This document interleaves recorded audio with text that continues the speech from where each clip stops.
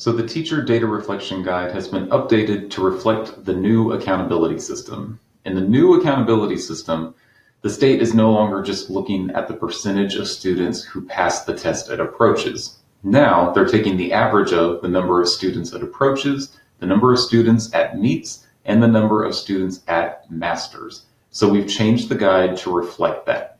So if you scroll down on the Teacher Data Reflection Guide where it says students, it's going to ask you to list the top 10 students scoring closest to approaching, then the top 5 students scoring closest to meets, and the top 5 students scoring closest to masters. And the whole point here is just to identify those students so we can move them up into the next group. So the question is, how do I get these numbers? The easiest way is to use your quintile report from DMAC. So here I am at a teacher dashboard in DMAC. I'm going to set up my one-click reporting here, and I'm going to scroll down to student quintile. You're going to need to set your quintiles according to approaches, meets, and masters, but it can get a little bit tricky, so here's the easiest way to do it. You can always set quintile 1 to 25 and set quintile 5 to 100. Then you're just going to deal with the second, third, and fourth quintile. So you'll need the approaches, meets, and masters percentages for your specific grade level and content area tests. To find that, go to the District Curriculum and Instruction website and click on Lead Forward Raw Score Conversion Table. So if I'm giving a 4th grade math test, I can go across, and in purple is my approaches, in blue is my meets, and in green is my masters. So that's 50, 74, and 85.